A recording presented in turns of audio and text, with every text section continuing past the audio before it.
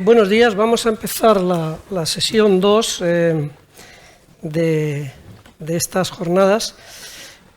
Como presidente, como moderador de esta mesa redonda de aspectos científicos y tecnológicos de la transición energética, quiero presentar a los ponentes. Luis Moreno, director del Centro Tecnológico de Automoción de Galicia; Mercedes Ballesteros, es su directora general y responsable del Departamento de Energía del CIEMAT; Ekain Fernández, es responsable de tecnologías de hidrógeno de Tecnalia; y Jalel Labidi es de la Escuela de Ingeniería de Guipúzcoa, de la UPV. Entonces, nuestra temática, ahora probablemente pase la diapositiva, nuestra temática se va a centrar en dos bloques diferentes. Uno de ellos son enfocado hacia la parte eléctrica y otro hacia la parte de energía del hidrógeno y bioenergía. A ver si pasa la diapositiva para verla. En la primera temática vamos a discutir los aspectos de I+D, que van a ser los más relevantes en el proceso para la transición energética de aquí a 2030. Entonces, en la primera temática vamos a discutir los aspectos de I+D que van a ser relevantes en el proceso de transición energética de aquí a 2030. Es decir, que vamos a hablar de la evolución de energías eólicas, fotovoltaicas, vehículo eléctrico, almacenamiento de energía, redes inteligentes y autoconsumo. En el segundo bloque, a ver si nos lo ponen, vamos a hablar de aspectos necesarios para la descarbonización total en 2050, en la cual vamos a hablar del hidrógeno, que ya se ha hablado en esta, biocombustibles y combustibles sintéticos y otras tecnologías disruptivas. Como veis, estas dos temáticas se solapan en parte con lo que se ha discutido en la mesa anterior, en el coloquio anterior. Nosotros vamos a darle una visión más de I+D. En este sentido, no sé si lo van a terminar pasando, en este sentido lo que voy a pedir a los dos ponentes, a Mercedes y a Luis, que nos den una breve visión general, considerando estos aspectos de I+D, tanto para la generación como para el almacenamiento de energía, en el proceso de transición energética hasta 2030. Luis. Luis, empieza. ¿Empiezo yo? Sí. Bueno, pues nada, egunon eta eskerrik asko, sobre todo al profesor Rojo, Teo, muchas gracias por meternos en este lío y traernos a Bilbao. También al profesor Varela, que es el alma mater de este think tank, Expertus, que hace la clausura, no os lo perdáis bajo ningún concepto. Y bueno, a mí lo que me gustaría es comenzar un poco presentando CETAG. CETAG es un centro tecnológico de automoción de Galicia, que estamos en Vigo, bueno, en los alrededores de Vigo. En estos momentos somos 1000 ingenieros trabajando pues alrededor del sector de automoción y en las trincheras diarias peleando con los fabricantes de vehículos, y es un centro de I+D sobre todo, ¿no? Ese centro de I+D y de la I pequeña, ¿no? De la innovación, lo que nos permite es estar trabajando en TRLs desde el 2,5 o 3 hasta TRLs bastante altos, ¿no? Desarrollando productos y servicios que están muy cerca del mercado. Y esto es lo que nos ha llevado pues eso, a trabajar en el cambio del paradigma del vehículo, como es el vehículo autónomo, el vehículo conectado y sobre todo el vehículo eléctrico, ¿no? Hoy en día el vehículo eléctrico, por posicionarlo un poco, ¿no? Las ventas en el primer trimestre en Europa, son datos muy recientes, nos dicen que el vehículo 100% eléctrico, 100% eléctrico, es de alrededor del 10% del mercado. Eso sí, ha crecido respecto al mismo periodo anterior un 53%. Y el vehículo híbrido, que aquí ya entra el motor térmico y el motor eléctrico conviviendo, es más o menos otro 10%. Eso sí, este tipo de vehículos ha bajado un 6%. Bueno, el resto es motor térmico, ¿no? Entonces, con el motor térmico creo que no debemos de olvidarlo porque es prácticamente el 70-75% y debemos de trabajar con él, ¿no? Las emisiones están muy asociadas al peso, están muy asociadas a los carburantes y bueno, pues los combustibles sintéticos nos pueden abrir un camino de desarrollo y demás.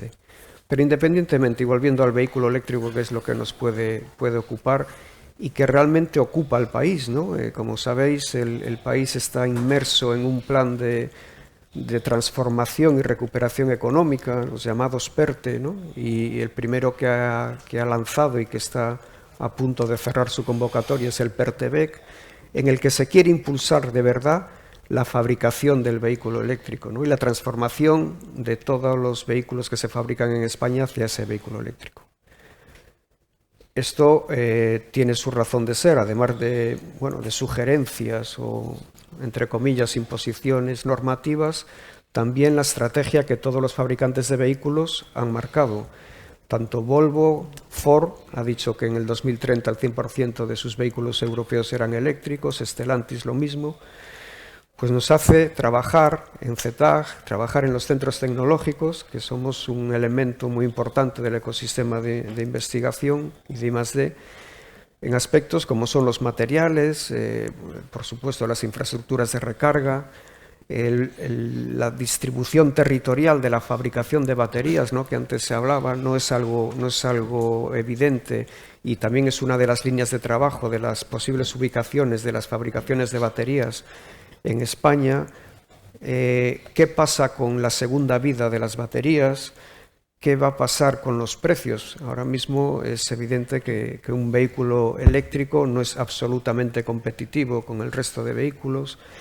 Por supuesto, la infraestructura de recarga, desde el punto de vista de despliegue, pero también tecnológicamente, cómo nos puede favorecer una carga rápida.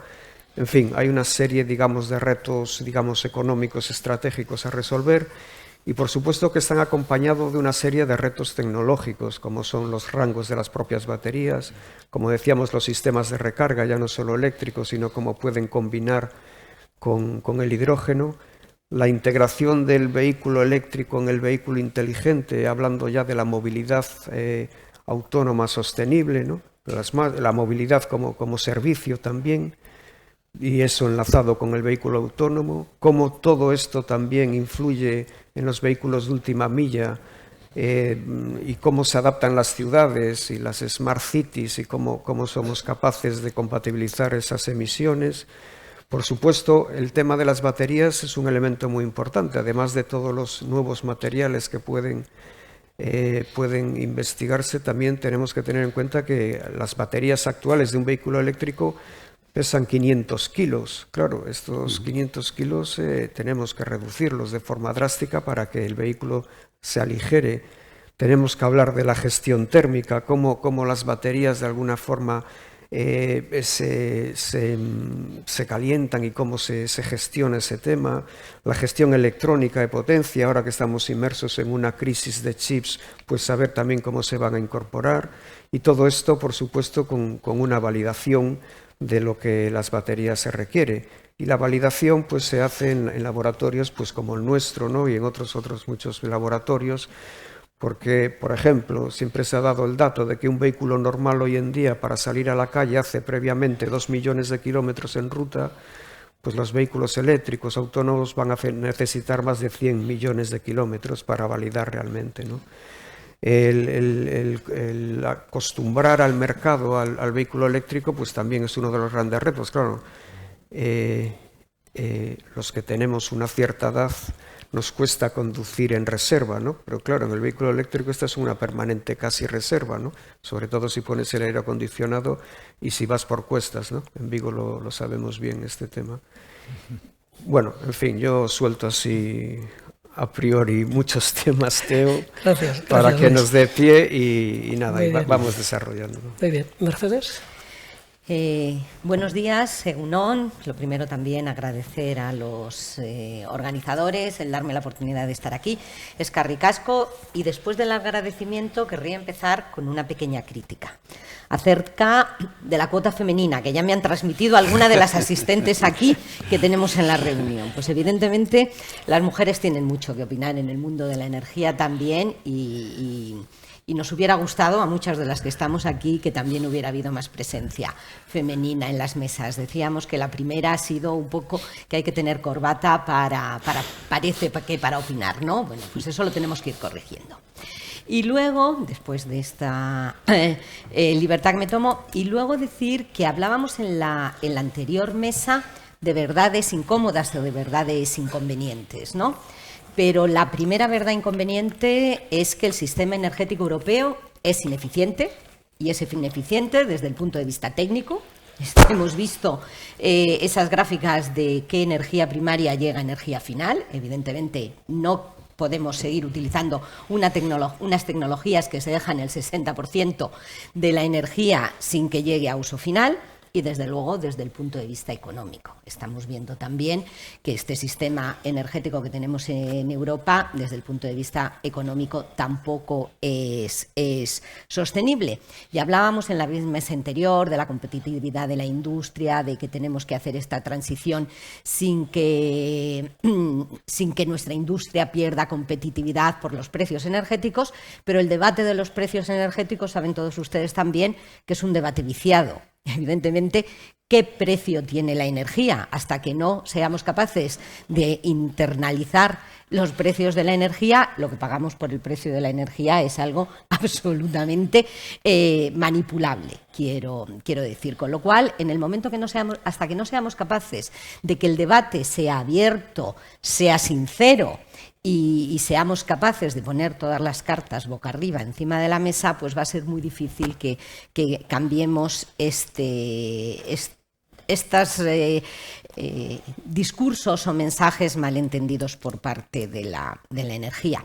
Hablábamos también, decían en la mesa anterior, que algunas partes del mundo, y que Europa ahí estábamos también un poquito disminuidos frente a otras partes del mundo. Estados Unidos, que es que ha decidido que va a utilizar sus recursos energéticos y se va a abastecer energéticamente. En Europa podemos autoabastecernos energéticamente de energía si miramos a las renovables. Evidentemente, si seguimos mirando a las energías fósiles, pero mirando a las renovables, claro que nos podemos abastecer de energía, y además estamos viendo que de unas energías baratas, más baratas. Pero eso, vuelvo a decir, requiere que no nos hagamos trampas en el solitario y que verdaderamente pongamos todas las cartas boca arriba. Porque además tenemos una sociedad madura. Yo creo que es verdad que aunque algunos piensen que los consumidores son tontos, y ahí tenemos algunos mensajes últimamente de este tipo de cosas, pues los consumidores yo creo que vamos siendo cada vez más maduros. Estamos en sociedades cada vez más maduras, que tenemos capacidad de hacer este discurso, de verdaderamente pensar que si queremos cambiar este modelo energético y queremos llegar a hacerle frente a la estrategia climática, tenemos que poner encima de la mesa muchas cosas, y también esa aceptación social de las nuevas tecnologías y de este cambio de modelo. Porque el cambio de modelo energético no es cambiar unas tecnologías fósiles por tecnologías renovables. Estamos hablando de algo de muchísimo más alcance. Estamos hablando de que tiene que cambiar el modelo. También hemos visto en las presentaciones anteriores que decíamos que desde que el mundo energético es mundo energético, hemos consumido de manera unilateral. Unos producen en grandes instalaciones, otros distribuyen sin que haya participación de la sociedad o de los consumidores finales, y otros consumíamos. Bueno, pues afortunadamente también la transición energética nos está dando las pautas para democratizar el sistema.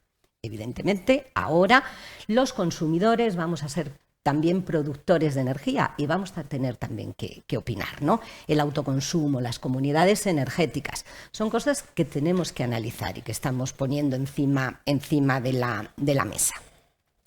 Con lo cual tenemos un gran desafío por delante, pero un desafío yo creo que muy apasionante, que hablábamos de aquella zona de la sala, donde verdaderamente, pues sí, está bien trabajar en las nuevas empresas de base muy tecnológica, en Google, en Amazon, pero yo creo que el mundo energético abre ahora para los jóvenes profesionales un mundo muy atractivo, muy emocionante, donde vamos a ver muchísimos cambios, donde vamos a tener que ver tecnologías disruptivas. Nos decía el profesor Rojo que ¿qué escenario vamos a tener de aquí al 2030? De aquí al 2030 lo tenemos medianamente claro, lo que tenemos que hacer, ¿no? El PNIEC es muy claro, sobre todo lo que tenemos que hacer en electricidad, ¿no?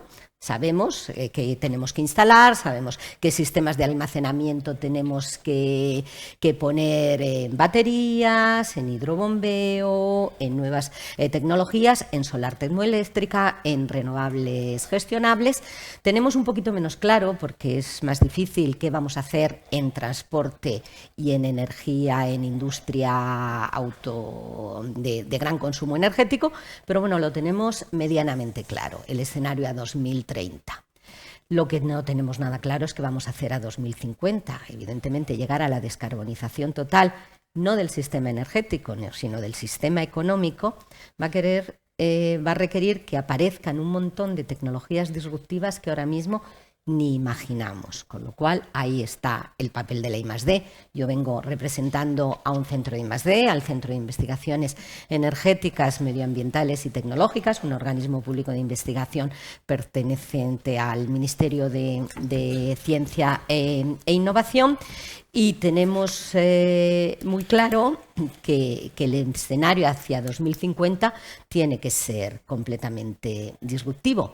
Y para poder ser disruptivos energéticamente tenemos que ser valientes. Tiene que ser valiente la Administración poniendo recursos económicos en cosas y en temas que seguramente van a llegar a callejones sin salida, porque tendremos que apoyar investigaciones que ahora mismo no sabemos hacia dónde van, y la industria y el sector privado tiene que tener la misma valentía. Vamos a tener que apoyar cosas en las que no tengamos el horizonte de si van a llegar a ser una realidad o no, pero si no apoyamos, pues verdaderamente no vamos a poder llegar a que puedan vislumbrarse dentro de estas tecnologías más disruptivas por donde vamos a verlo.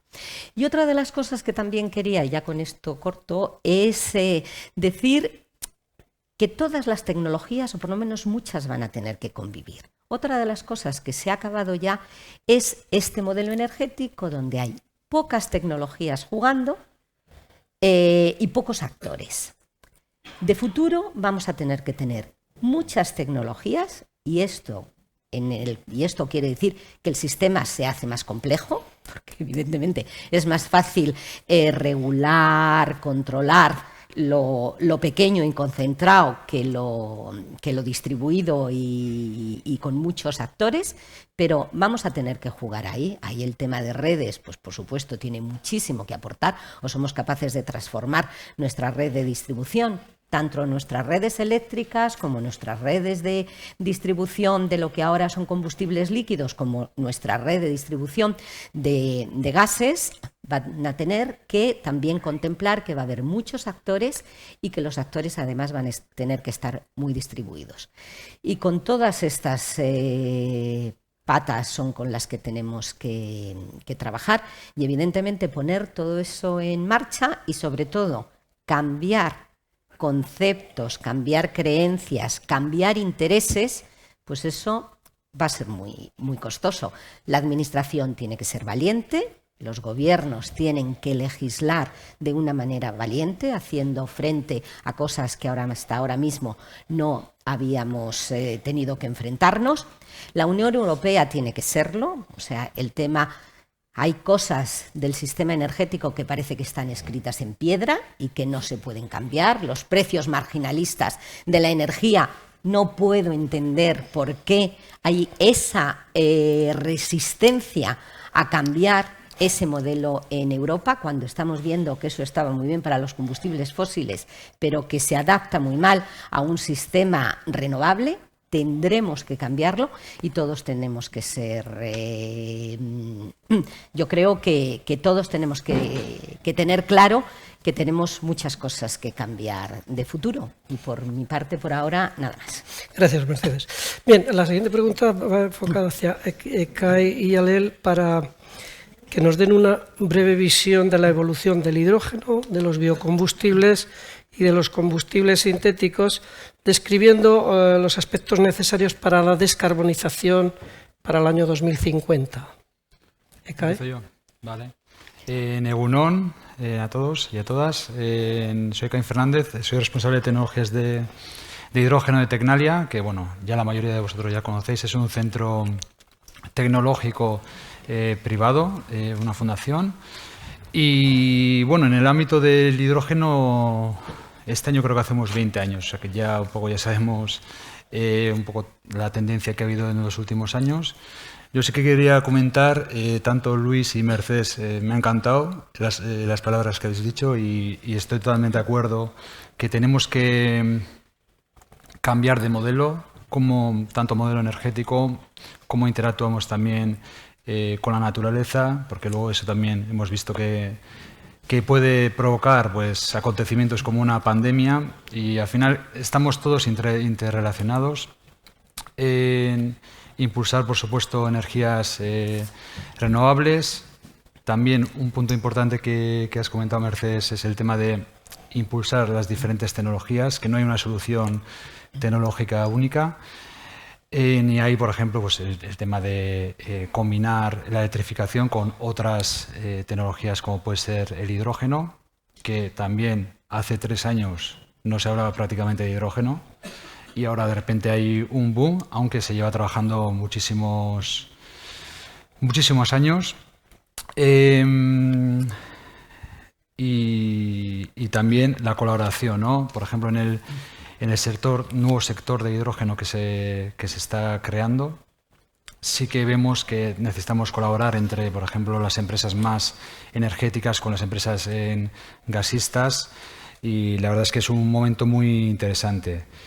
En el caso particular de hidrógeno, sí que necesitamos, por un lado, proyectos demostrativos donde podamos probar las tecnologías, vamos a decir, más maduras, donde podamos mostrar tanto a los gobiernos, a la sociedad, incluso diferentes empresas, cómo funciona esta tecnología y también dónde tiene los retos, porque al final también uno de los retos es seguir en la reducción de costes para que sea una tecnología competitiva con respecto a las fuentes combustibles fósiles que tenemos actualmente, que también es un factor determinante, procesos más eficientes y ahí es donde entramos la I+D, en los procesos, en desarrollar esa tecnología para que luego tanto trabajar las universidades, centros tecnológicos, para que luego podamos dar soluciones innovadoras a las empresas y que la puedan implementar,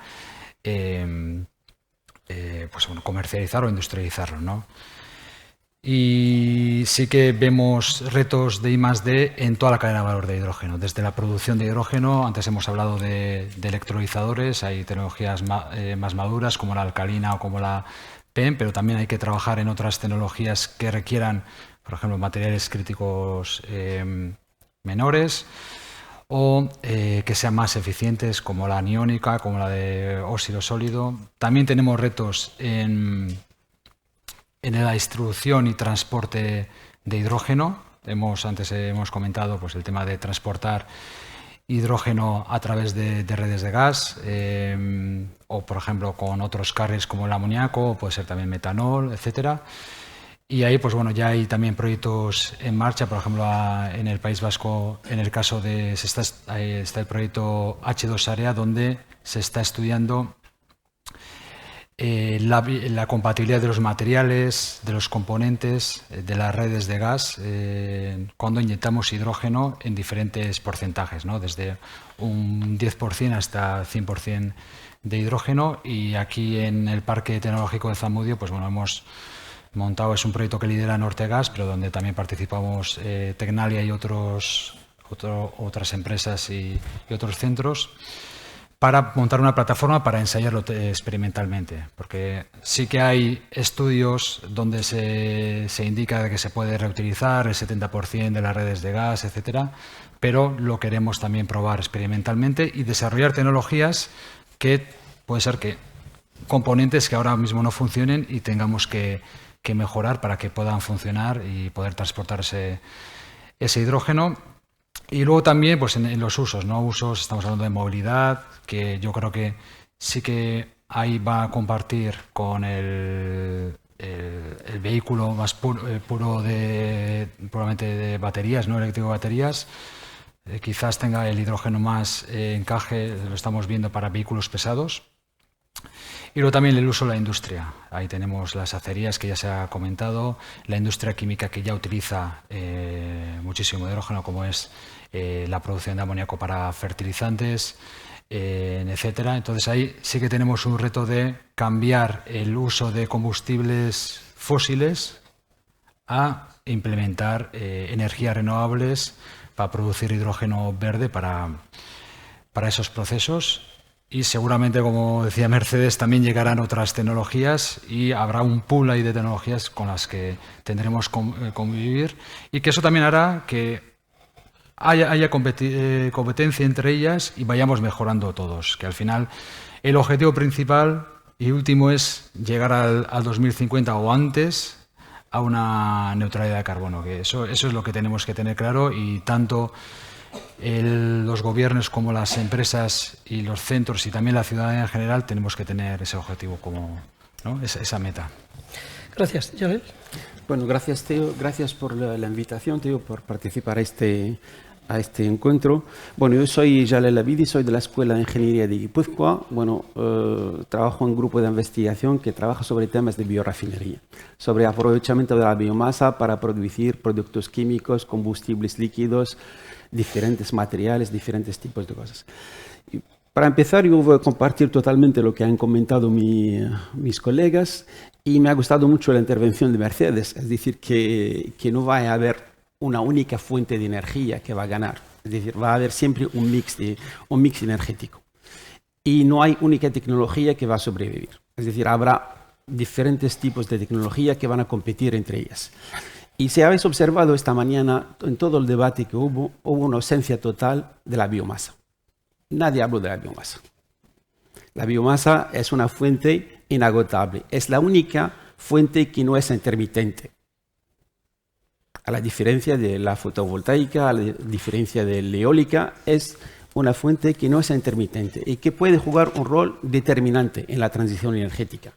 Es decir, que la biomasa, hoy en día, la tecnología es muy madura. Hay muchas plantas de producción de electricidad por combustión, por ciclo de combustión térmica. Es decir, hay una muy cerca aquí en San Huesta que produce energía eléctrica. Se puede producir de la biomasa diferentes tipos de combustibles líquidos que son neutros totalmente de carbono, porque la biomasa es biogénica, es decir, tiene emisiones de CO2 nulos, que puede producir hasta hidrógeno, que se puede producir metano, que puede sustituir el gas natural. Entonces, hay diferentes fuentes. Yo creo que ahí el interés en utilizar la biomasa como fuente energética es algo que está disponible y que puede ser producido en diferentes países, en diferentes áreas, en diferentes regiones. Y no hay que olvidar que en muchos países hoy en día la biomasa es la única fuente de energía. Si vamos a los países en vía de desarrollo, la mayoría utilizan la biomasa. No están utilizando el gas natural, no están utilizando el hidrógeno ni la electricidad. Están utilizando la biomasa. Entonces, y aquí en España hay diversidades de biomasa. No pensamos únicamente en la biomasa que es la madera, que es el bosque. La biomasa hay diferentes, todo fuente de biológica que se puede utilizar para la producción de diferentes tipos de combustibles. Yo creo que en el inmediato la biomasa representa la solución inmediata, es decir, que es una tecnología que es madura y que se puede ya suministrar energía a diferentes niveles. Técnicamente hay pocos desarrollos que hacer, es decir, algo que está rentable, que está funcionando en varios países. Ahora, en el futuro, por supuesto, hay que hacer mucha investigación, muchos desarrollos tecnológicos para inventar nuevos procesos que pueden adaptarse a las nuevas realidades, entre ellas, por ejemplo, la generación distribuida, es decir, que pasamos de un modelo que todo está concentrado en un productor y después una cadena de suministro, tenemos que movernos a otros tipos de generaciones distribuidas donde se pueden utilizar no solamente vectores energéticos, pero también el calor que se necesita para la edificación. Hemos visto en alguna transparencia que el sector residencial representa el 40% del consumo energético, que es mucho, 40%, frente a los 30% de la industria. Entonces, hay un potencial para favorecer estos tipos de tecnologías a través de diferentes tipos de desarrollos. Entonces, hay mucha investigación que hacer en este campo. Muy bien, gracias. Bien, entonces ahora vamos a pasar ya a un turno de preguntas. Voy a empezar con el mix energético que acabáis de comentar. Obviamente, ya han comentado esta mañana que las energías eólica y solar van a ser las que van a desempeñar un papel predominante para que los países alcancen los objetivos de sostenibilidad. Sin embargo, es difícil imaginar que lo hagan sin la ayuda de otro tipo de energías. De hecho, la Unión Europea ya ha aceptado incluir al gas natural y a la energía nuclear en su taxonomía verde. La pregunta es, ¿cómo pueden contribuir estas dos tecnologías en un mix energético apropiado y sostenible? ¿Y se puede lograr una transición de energía limpia sin considerar la energía nuclear? Estas son un poco las preguntas que... Mercedes. Pues evidentemente yo vengo de un centro de investigación que es el heredero de lo que era la Junta de Energía Nuclear, con lo cual nada más lejos de mi intención que meterme con la energía nuclear.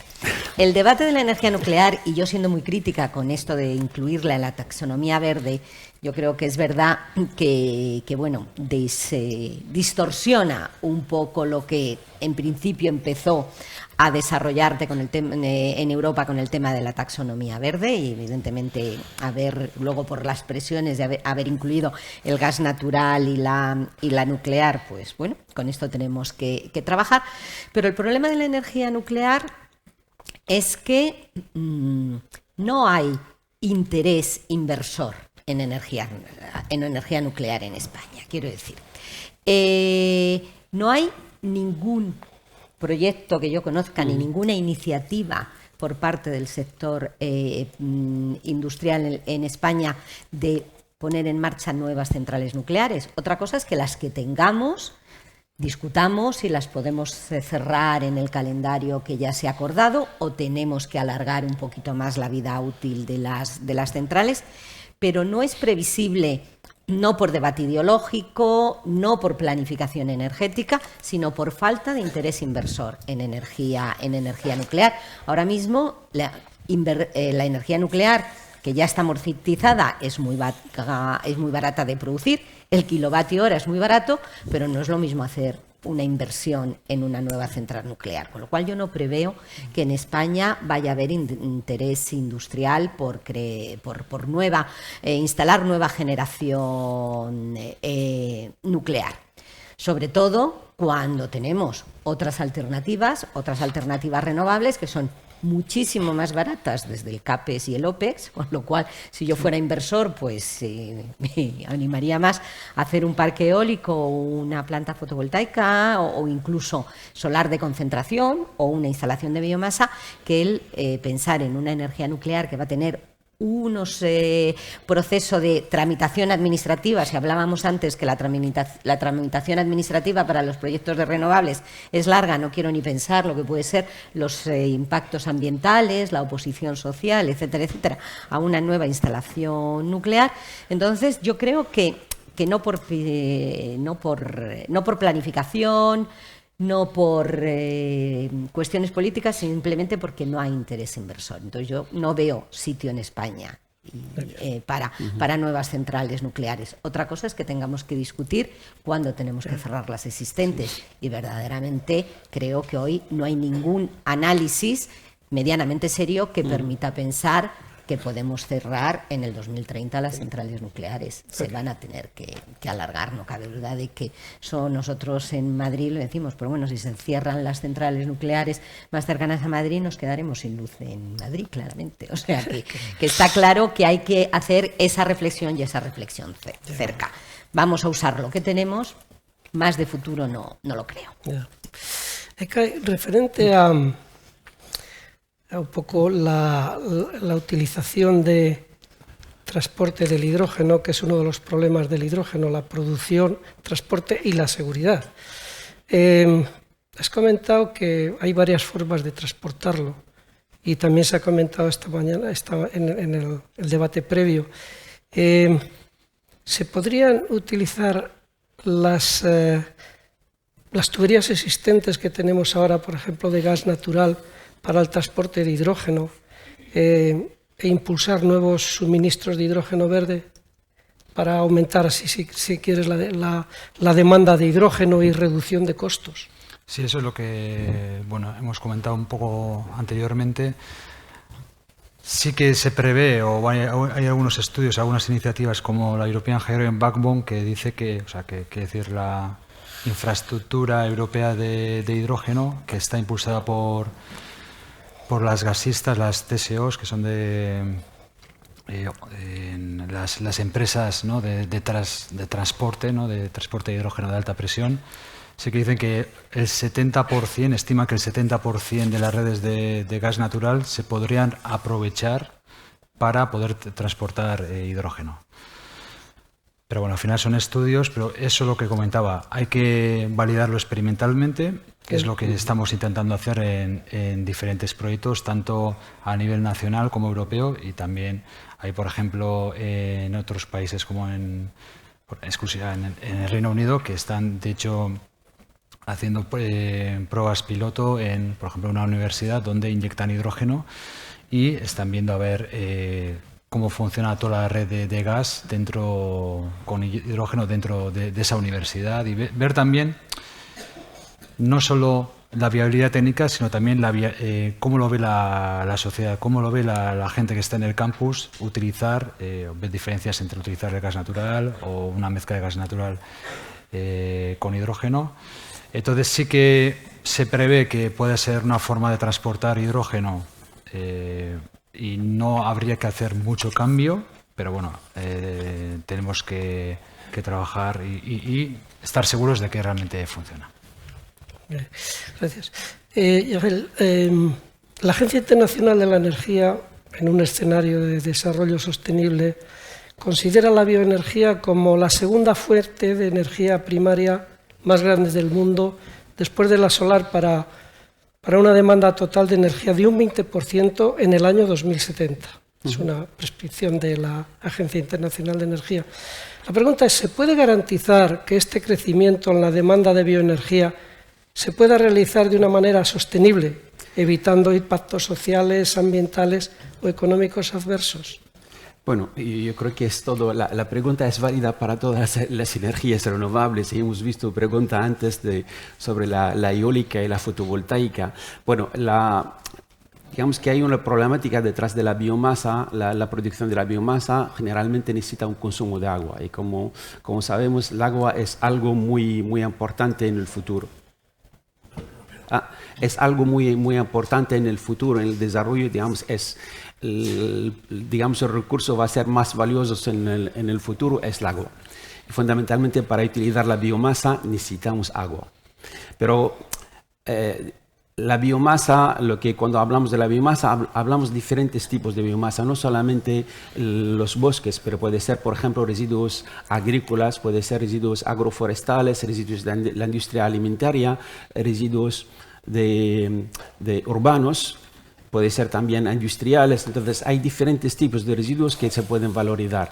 Ahora llegar a las cifras, estos me parecen poco realista, porque es decir, que si aumentamos las áreas de cultivo de biomasa para usos energéticos, fundamentalmente se va a chocar con el cultivo de alimentos.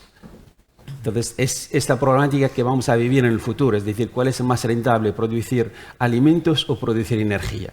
Entonces, tenemos que tener un poco una política clara respecto a este tema. Entonces, yo creo que es un poco los políticos que tienen que fijar cuáles son las limitaciones de implementación de una energía u otra. Sí. ¿Me permites? Nada, pues me meto en el debate, simplemente decir que que es verdad que la bioenergía, y se ha puesto encima de la mesa por esa competencia con el sector alimentario, que ha venido no por todas las aplicaciones de la bioenergía, sino por las aplicaciones de biocombustibles líquidos de primera generación, pero luego ha hecho que toda esa debate de sostenibilidad ahora la tengamos aplicada a toda la biomasa. Y no deja de ser también un debate viciado, porque a la industria del petróleo no le exigimos ningunos criterios de sostenibilidad, en cambio a la industria de la biomasa sí. Pero bueno, poniendo las bases de que claramente tenemos que producir con criterios de sostenibilidad, porque si no va a ser imposible defender la bioenergía en Europa, es cierto que no es ese debate de si utilizamos tierras para producir alimentos o para producir energía, sino que la biomasa es complicada y con lo cual también los planificadores y los legisladores les asusta, porque todo lo que es más complejo es más difícil de gestionar. Pero no cabe duda de que la biomasa no tiene sentido si no la ligamos a economía circular, si no la ligamos a desarrollo rural, si no a gestión de residuos, etcétera, etcétera. Y esos son aspectos que tenemos que entrar a debate. Y el problema es que es un sector con muchos agentes. No puede venir todo del mundo energético, agricultura tiene que dar un paso adelante y se tiene que implicar, industria tiene que dar un paso adelante y se tiene que implicar, y todo lo que es multisectorial pues es más difícil de gestionar. Pero no cabe duda de que no podremos hacer una transición, ni una transición energética ni una transición económica, si no sustituimos los derivados del petróleo por derivados de biomasa, y ahí viene la bioeconomía, las biorefinerías, pero es un debate más amplio que va más allá del debate energético. Ok, gracias. Otro aspecto importante en la transición energética es la construcción, que ya han comentado esta mañana algo en el debate, porque los edificios son responsables de aproximadamente el 40% del consumo de energía en la Unión Europea. Considerando que el sector de la construcción europeo representa el 9% del PIB en la Unión Europea, el ahorro energético en los edificios es crucial.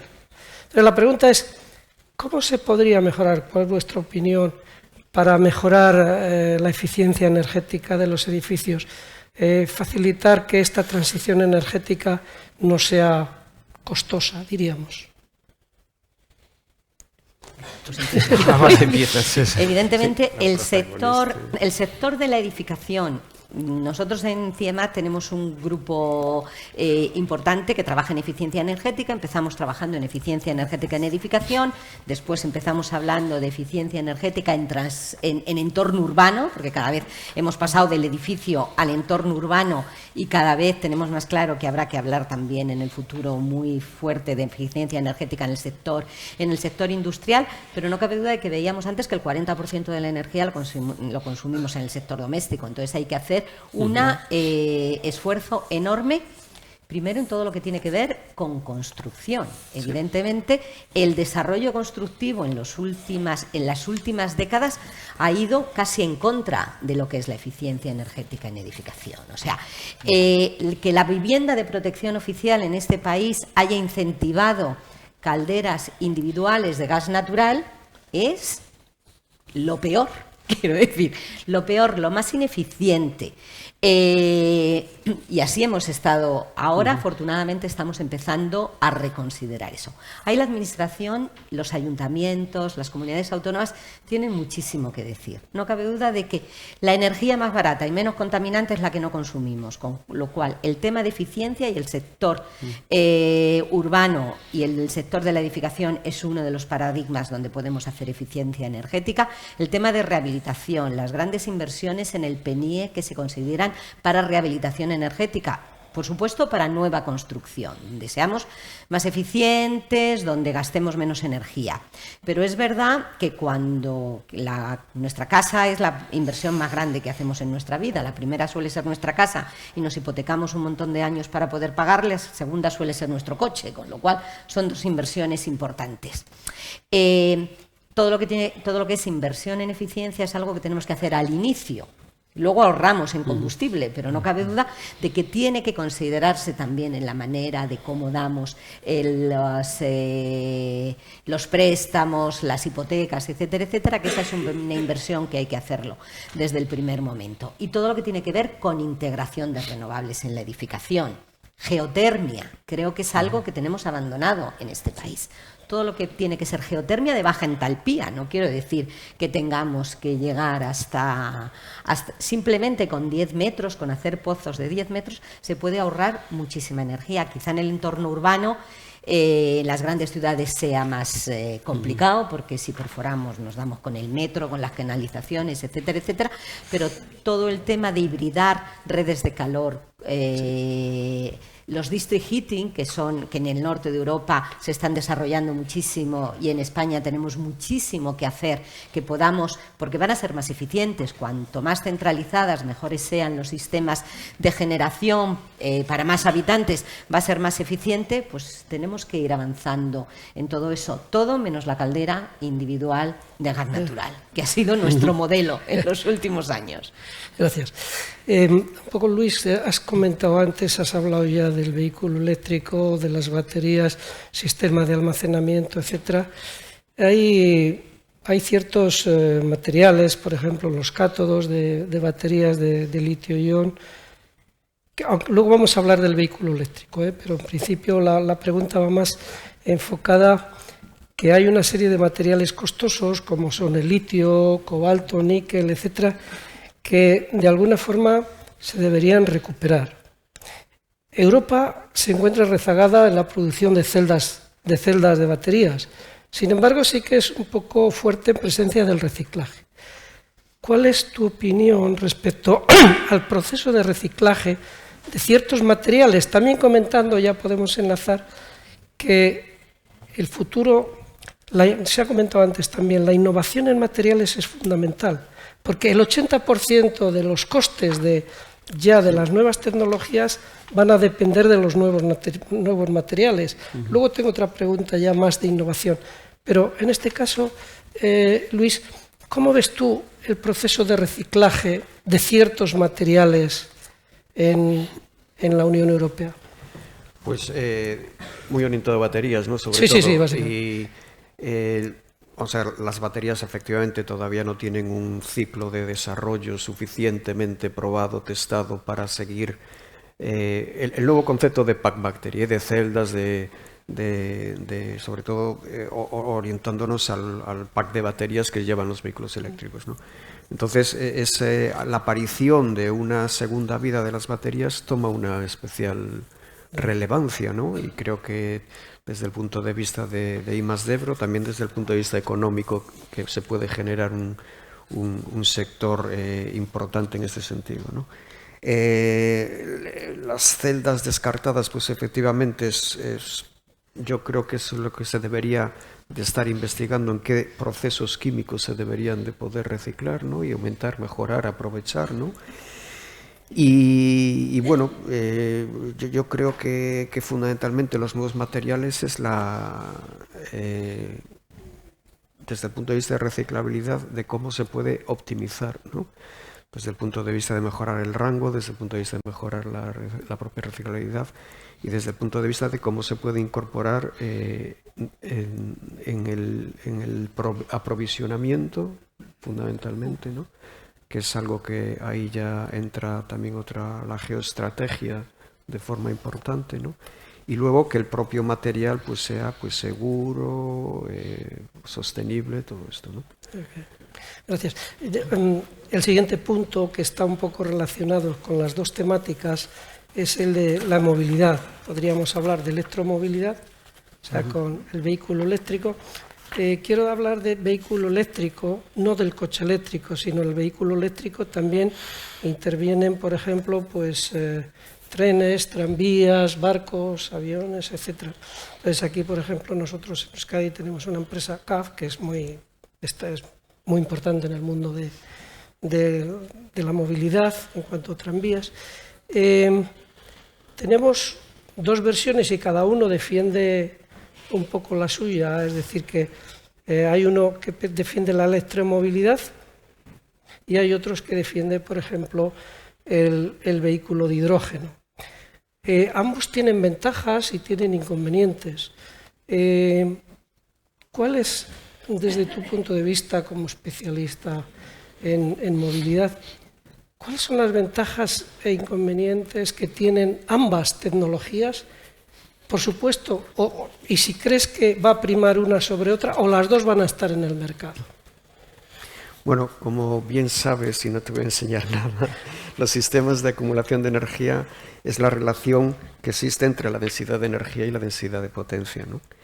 La optimización de esa relación, ¿no?, que creo que es un ciclo que se llama Ragane, ¿no?, yo no soy experto, nos indican que efectivamente las tendencias de optimización llegarían al final al hidrógeno.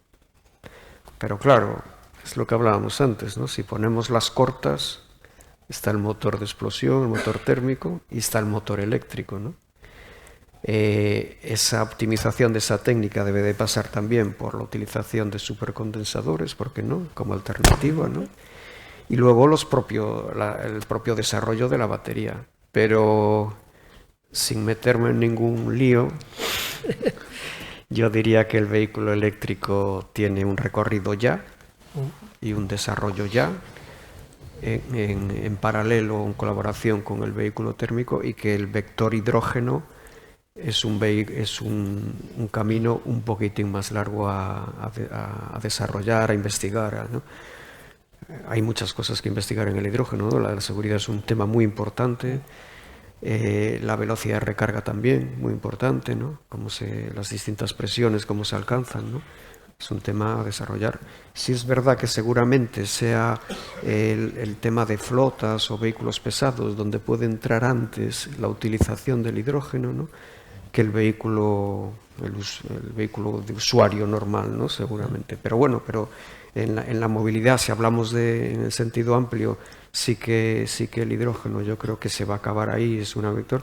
Yo he estado ya en algunas reuniones en las que se habla que en 15 años el concepto de vehículo, de batería, ahora va a desaparecer y va a ser todo eléctrico, ¿no? Otra cosa, y tú me lo preguntabas antes, es si el vehículo de hidrógeno es un vehículo eléctrico, pero bueno. Esa es una pregunta que le he comentado. Eso es otra cosa, pero sí. Porque si miras la bibliografía, cuando se habla del hidrógeno, del vehículo de hidrógeno, hablan de un vehículo eléctrico.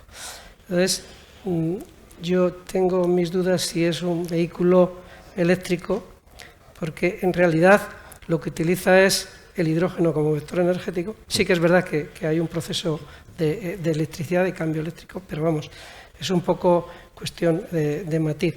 En el caso de las baterías, de la electromovilidad, hay dos barreras importantes, que son la de el coste, obviamente, y el tiempo de recarga de estos frente al del vehículo de hidrógeno. Estos pueden ser unos inconvenientes para que el vehículo de hidrógeno sea predominante en el futuro, o también el vehículo de hidrógeno tiene sus propias características negativas. Yo diría que más que inconveniente es un reto por recoger las dificultades como tal, ¿no?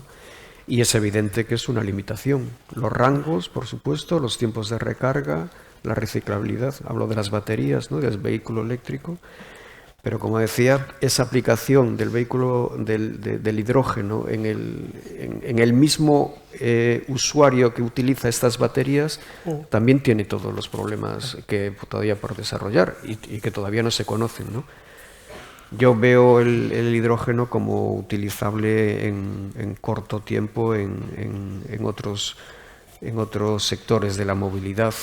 Los barcos seguramente son un claro ejemplo de utilización de hidrógeno, el ferrocarril también puede ser, y efectivamente los dos tienen dificultades, pero bueno, yo creo que todavía falta bastante desarrollo tecnológico, mucha inversión, mucho CAPEX para que el hidrógeno esté optimizado y lleguemos a un sitio y le enchufemos hidrógeno igual que enchufamos ahora la electricidad.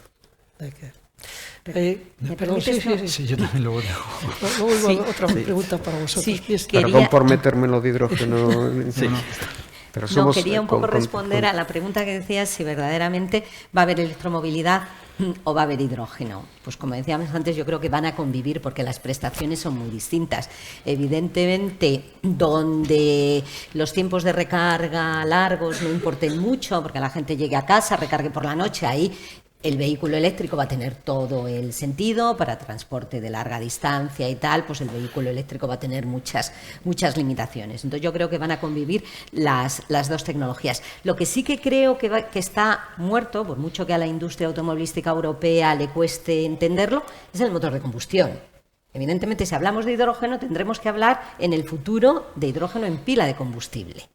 Pero no tiene sentido que estemos utilizando unos vehículos de combustión interna donde aprovechamos el 30% del combustible y el resto lo perdemos en forma extra. Evidentemente, eso tendrá que cambiar en el futuro. No tiene sentido que tengamos el parque automovilístico que movemos, la cantidad de derivados del petróleo para aprovechar el 30% y el resto lo estamos echando en forma de calor. Eso a la industria europea le está costando mucho entenderlo, porque ha hecho un desarrollo tremendo y son líderes absolutos en desarrollo de motores de combustión interna. Pero cuanto antes lo entiendan, yo creo que va a ser mucho mejor para ellos. Pues yo creo, Mercedes, que lo han entendido. El único problema es los periodos de transición. ¿Para cuándo? Porque detrás de los desarrollos térmicos hay una industria, hay un sector económico, industrial, tecnológico de motores térmicos que no es de hoy para mañana y que no es porque salga en el DOGA, ¿no? El DOGA es el gallego, el 12, ¿no? El 12. Porque salga en el 12 que cambiaron. No, yo totalmente de acuerdo. Yo creo que son conscientes porque, como dije cuando yo empecé, todos los constructores han apostado por su electrificación de sus líneas y todo eso. Quizás la clave esté en ese periodo de transición de cómo se hace, ¿no? Una pregunta, ¿cómo pueden contribuir los biocombustibles y los combustibles sintéticos al transporte en el futuro? Bueno, yo creo que estuvimos hablando ahora sobre el tema. Seguramente yo comparto la idea que en el coche particular va a desaparecer totalmente el motor de combustión y es una aberración que sigue existiendo. Y de hecho es una aberración que en Europa prohíben el coche diésel, que es el motor diésel que es todavía más eficiente que el motor de gasolina. Entonces ya estamos ahí. Como en el futuro, yo creo que para algunos tipos de transportes, como la aviación, como yo creo que los barcos, tienen que convivir por un periodo largo los combustibles que son bajo en carbono, los combustibles bajo en carbono que se pueden obtener de la biomasa, es decir, estilo, por ejemplo, el butanol, hay algunos alcoholes pesados, entonces esos pueden sustituir todos los combustibles líquidos que se utilizan actualmente, no necesitan mucha adaptación en los motores. Entonces, estos sí, en el futuro yo creo que van a coexistir con diferentes otras tecnologías, porque son combustibles que se pueden obtener ya.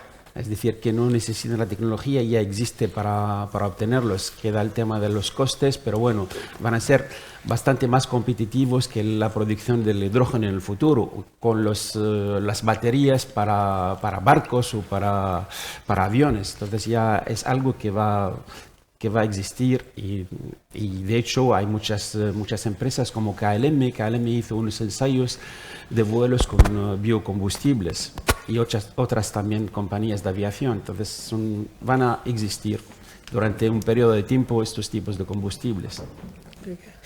Ya, la última pregunta es un poco general antes de pasar a las preguntas para los asistentes. Brevemente contarme un poco algunos aspectos. Redes inteligentes ya se ha comentado, autoconsumo, inteligencia artificial y tecnologías disruptivas. Por ejemplo, las pilas de combustible microbianas son una tecnología disruptiva que convierte la energía química de la biomasa y de la materia orgánica de las aguas residuales en electricidad, lo cual es importante. Entonces, ese es un ejemplo, pero me imagino que cada un experto tenéis vuestro ejemplo. Es decir, antes de pasar a las preguntas de los oyentes, brevemente, redes inteligentes ya se comentó. ¿Cuál es vuestra opinión de redes inteligentes, autoconsumo, inteligencia artificial y otras tecnologías disruptivas? Podemos empezar por ahí, Kai. Sí, yo, por ejemplo, bueno, a raíz de lo que estamos comentando de vehículos, veo que seguramente para el vehículo más utilitario, lo que llamamos vehículo ligero, seguramente va a cambiar totalmente el panorama cuando se implementen los coches autónomos, el car sharing, todo este tipo de, vamos a decir, nuevas implementaciones que lo que va a hacer es cambiar tanto energéticamente cómo vamos a tener esos vehículos, es decir, si va a ir solo puramente batería o incluso si necesitamos mayor autonomía porque esos coches van a estar todo el día dando vueltas, igual tendríamos que ir a hidrógeno o otras formas con biocombustibles, y seguramente eso va a reducir también el número de vehículos que necesitemos y pasar de tener un coche privado a un coche que no sea nuestro y que utilicemos. Entonces eso seguramente va a cambiar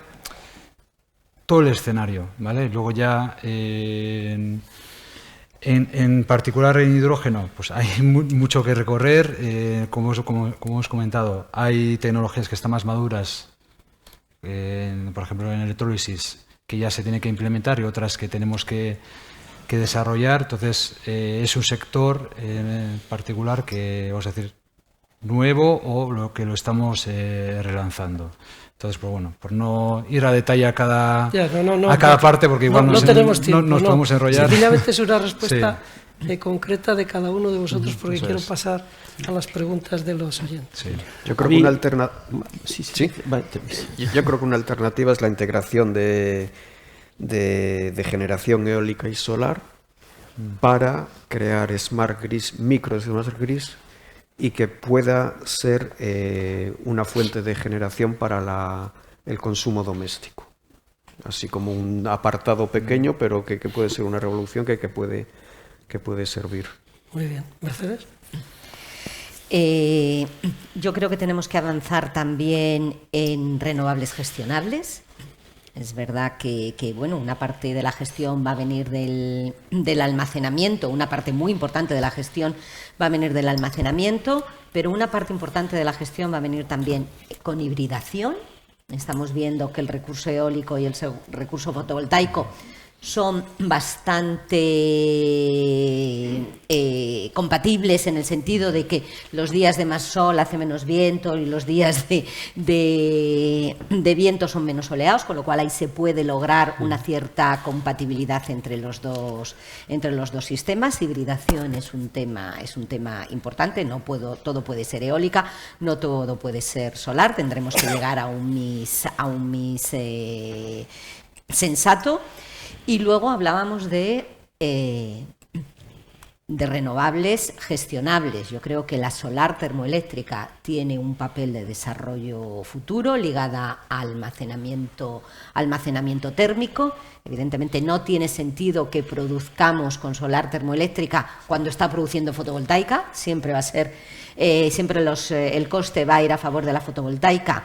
Pero si estamos no generando electricidad en las horas de sol, sino almacenando energía solar en forma de calor, podemos seguir produciendo energía solar por la noche con los sistemas de almacenamiento. La biomasa, que también es gestionable, puede tener un papel importante, no en producir masivamente kilovatios hora, sino porque de futuro la biomasa no va a poder ser ese backup que hoy hacemos con gas natural. Evidentemente, producción masiva de kilovatios hora de biomasa no tiene mucho sentido, pero que sea energía de respaldo puede ser interesante. Y luego, como tecnología disruptiva, yo creo que eficiencia. O sea, evidentemente creo que no hay cosa más disruptiva que consumir menos y gastar menos, ¿no? Con lo cual creo que ahí tenemos que hacer muchísimo esfuerzo también. Hablábamos al principio de que la sociedad es cada vez más madura y yo creo que empiezan a entender, y sobre todo los más jóvenes, que tenemos que vivir de otra manera si queremos que el planeta sea sostenible, ¿no? Con lo cual yo creo que formación, educación, concienciación de de que no podemos malgastar, de que nosotros ya estamos desarrollados y ahora tienen que venir otros detrás, que hemos colonizado a las materias primas no renovables y ahora no podemos colonizar las renovables, pues creo que son esos debates disruptivos también que pueden hacer que en el futuro esto sea un poco más sensato. Gracias, Mercedes. Jalel, brevemente. Ya, sí, voy a ser muy breve. A mí creo que el tema más destructivo va a ser los materiales que son fundamentales para que sea para el hidrógeno, para los coches, para todos tipos de equipamiento que van a producir energía eléctrica o energía de una manera general. Gracias. Pasamos entonces el turno de preguntas de los asistentes. ¿Alguien? Sí. El micrófono, por favor, aquí. Bien. Pasa aquí el micrófono a Luis. Bien.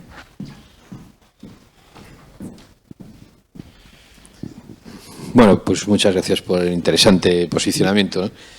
Yo tengo casi preguntas para todos, pero por no alargarnos mucho, pues la pregunta realmente será una y haré pues 4 comentarios que quizá querráis añadir. Primero, el tema, insisto en lo que ya pregunté en la mesa anterior, ¿no? La adaptación de motores térmicos, de hecho, está prevista expresamente en los PERTES, ¿no? Como vías de ayuda, incluso para quemar hidrógeno y amoníaco directamente en motor térmico. Eso es una tecnología que genera cientos de piezas que están fabricadas por industrias, y algunas de ellas en las que somos punteros, incluso ya no a nivel europeo, sino a nivel español, incluso a nivel vasco, ¿no? Es decir, industrias de componentes, o a nivel gallego, por cierto, que tenemos aquí representación muy nutrida de esa comunidad, ¿no? Por otro lado, no se ha reflexionado nada sobre el tema del agua y el hidrógeno. 1 kilo de hidrógeno necesita 9 kilos de agua. Claro, sí. Evidentemente agua dulce pues va a ser un problema inviable, ¿no? Mientras que no maduren tecnologías como la que recientemente se acaba de comunicar en ánodos de níquel, recubiertos níquel azufre, etcétera, que acaban de presentar alguna universidad norteamericana que es capaz de soportar la electrólisis en medio marino, que es algo que esa sí es disruptiva, porque obviamente el gran reservorio de hidrógeno está en el mar, no en nuestros ríos ni en nuestros pantanos, porque sería insostenible, sobre todo en la mayor parte de las regiones secas, de las cuales, pues hombre, nuestro territorio español también tiene unas cuantas, ¿no? Por otro lado, el tema del vehículo, claro, la tecnología de baterías versus hidrógeno. Yo sé que Luis tiene un posicionamiento de corto y larga distancia, porque es un hombre que, además de poner las luces cortas, como decía mi compañero, ¿no?, también es capaz de poner las luces largas, y sabe pero bueno, que quizá tendríamos que precisar un poco el momento en el que se transitase, ¿no? O si afectaría a corta distancia, larga distancia, para ir clarificando un poco la posición de industria, ¿no? Y finalmente, un tema tecnológico, antes de pasar a lo que es la pregunta, es el tema de la fusión nuclear. No se ha hablado nada, por supuesto es hidrógeno también, claro está. Pero la fusión nuclear está ahí. El criterio de Lawson ya se ha conseguido, que es el criterio de eficiencia económica, se ha conseguido superar con fusión inercial, con láseres, que es algo que es completamente o muy difícil de escalar. Pero el ITER, por el que está apostando fuertemente Europa y España a través del CIEMAT también, y del Grupo Fusión Nuclear, pues está aquí a nada, en la frontera francesa, ¿sí? Y es algo que es una infraestructura de gran ciencia y crítica para nosotros. ¿Cuál es la expectativa que tienen nuestras sociedades de conseguir esto en unas décadas venideras no demasiado lejanas? Y por último, ya la pregunta, ¿no? Es decir, no lideramos ninguna de las tecnologías. Nos enfrentamos a una transición multitecnológica por primera vez. Insisto que esto no va a ser la segunda revolución industrial, la tercera, donde las tecnologías estaban muy tasadas. Aquí tenemos un bosque de tecnologías. Pero lo cierto es que en Europa no lideramos ninguna de ellas, ni a nivel científico ni a nivel tecnológico. Quizá alguien en el público, en la audiencia o en la propia mesa me quiera corregir y decir, hombre, pues en esta concretamente sí, tenemos al experto mundial de referencia en este tema. Pero lo cierto es que en su inmensa mayoría, por no decir en todas, no lideramos ni ciencia ni tecnología. ¿En qué nos hemos equivocado? ¿Y qué conviene cambiar? Yo apunto, 1.100.000 páginas en el Boletín Oficial del Estado de burocracia el año pasado. ¿Es el contexto más razonable para que podamos liderar esto? Porque el peso administrativo burocrático sobre la comunidad científico-tecnológica, no solo, pero en particular, porque esta mesa va de eso, es completamente insostenible. ¿Qué opinan nuestros contertulios sobre el tema? Gracias. Sí, luego puedo comentar... Respuestas cortas, rápidas. Respuestas breves, por favor. Comentabas el hidrógeno, el coste del agua o lo que es tener agua o agua marina. Al final hay informes donde ya dicen que la parte de desalinización, es una parte muy pequeña del coste del hidrógeno. Entonces, en principio, ahí no habría ningún problema y bueno, ya hay informes que podré compartir. Fusión nuclear es verdad que no hemos, esto igual le dejo mejor a Mercedes, pero no hemos comentado, porque siempre hablamos de nuclear y pensamos que es la fisión. Fusión nuclear más a largo periodo de tiempo, pero sé que ya hay evidencias que parece que empieza a funcionar, aunque sea unos segundos, etcétera. Y el gran proyecto ITER, yo creo que puede ser otra parte de la solución del pool que estamos hablando, ¿no? De las diferentes tecnologías y aparte, como decías, ahí también entra el hidrógeno con los isótopos de hidrógeno para producir energía y helio, ¿no? como producto. Y luego, liderar no puede que no lideremos, pero tenemos oportunidades para poder posicionarnos y una de esas oportunidades es en hidrógeno. Tenemos capacidad renovable en este país, tenemos gente experta, aunque también hay que formar a las nuevas generaciones y tenemos desarrollos realizados y gente y equipos, centros, universidades, incluso empresas también, con muchas ganas de liderar esta carrera, vamos a decir. Entonces yo sí que ahí veo una muy gran oportunidad de hidrógeno para este país. Yo le contestaría a Luis que en qué nos hemos equivocado. Yo te diría, y tú me lo preguntas. Pues colaboración, cooperación, pensamiento de país, las industrias que inviertan, la cooperación público-privada, la cooperación del todo el ecosistema tecnológico, científico de verdad y no estar cada uno haciendo de lo suyo. Bueno, pues todo eso, ¿no? Y que algún modelo podíamos haber visto en Europa, estoy de acuerdo, sin entrar en detalles. Brevemente, Mercedes. Sí, bueno, fusión, evidentemente no puedo dejar de hablar de fusión representando a CIEMAT. Pues sí, la fusión, la gran esperanza de una producción masiva de energía, no exenta de problemas. Evidentemente se dice que la fusión nuclear no tiene contaminación y tampoco es del todo cierto, pero evidentemente nosotros en CIEMAT tenemos bromas con nuestros compañeros del Laboratorio Nacional de Fusión porque les decimos que no hay parámetro más estable en el mundo energético que los 40 años que le quedan a la fusión para llegar a ser una realidad. Hace 40 años eran 40 años y ahora siguen siendo 40 años. Ya veremos qué pasa, yo ya no lo veré, qué pasan dentro de 40 años. Vosotros nos lo diréis. Es verdad que se van dando pasos, pero todavía la fusión nuclear no es una alternativa para mañana, aunque es verdad que desde el punto de vista de investigación es muy interesante, ¿no? El proyecto ITER, que ahora se está desarrollando, y la gran infraestructura de investigación, que va a ser el IFMIT Doness, para probar materiales para el proyecto ITER, que esperemos que al final llegue esa gran infraestructura a Granada, será un paso adelante también, y una nueva ICTS que tengamos en España, con lo cual, bueno, pues hay que seguir apostando por la fusión, pero no es ahora mismo una alternativa energética. Nosotros no lo consideramos una alternativa energética. Es más, dentro del CIEMAT está fuera del Departamento de Energía, porque consideramos que por ahora no es una alternativa energética. Liderazgo tecnológico, pues sí que quería comentar aquí muy brevemente. Evidentemente, ¿qué hemos hecho mal? Pues no cabe duda de que es esa colaboración, no solo en España, también en Europa, es el tener divorcio entre lo que investigamos y lo que transferimos. Evidentemente eso en Europa no lo sabemos hacer bien. Estados Unidos siempre los estamos mirando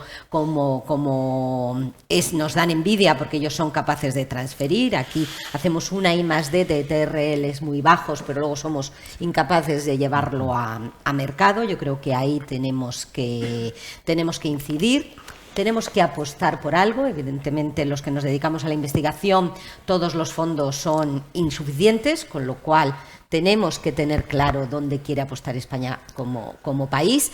Los que estamos en los foros de discusión en Bruselas sabemos lo frustrante que es que nunca tengamos posición país cuando vamos a discutir sobre qué tecnologías tenemos que apoyar, dónde nos queremos posicionar. Yo muchas veces el mensaje que me da el Ministerio es: tú di que sí a todo, pero no te comprometas a nada. Pues claro, eso verdaderamente es un mensaje difícil de llevar, con lo cual tenemos que trabajar ahí. Y simplemente un minuto para decirles que estamos intentando también desde el CIEMAT y desde el Ministerio de Ciencia relanzar o refundar la Alianza Estratégica de Investigación en Energía, ALINE.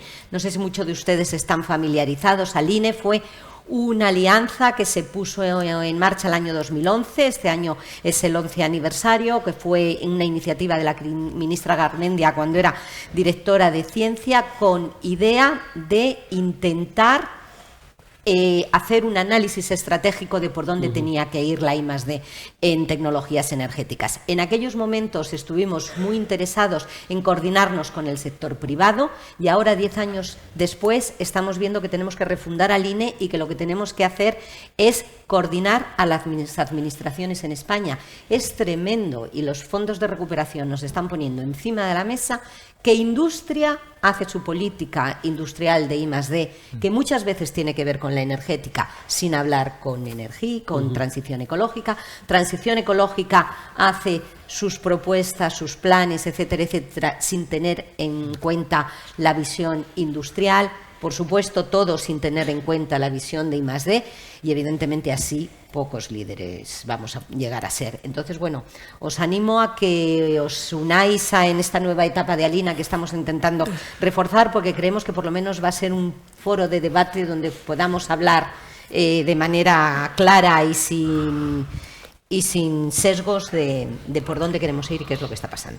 Muy bien, bueno, había más preguntas por aquí, pero nos hemos pasado en tiempo. Como ahora tenemos el lunch, aquellas personas que estén interesadas en hablar con los ponentes, pues podéis hacerlo a lo largo de la comida. Finalmente, agradecer a los ponentes vuestra colaboración desinteresada y a todos vosotros por venir. Vamos a la comida. Y a ti, Teo. Muchas gracias, Teo. Muchas gracias, enhorabuena. Gracias.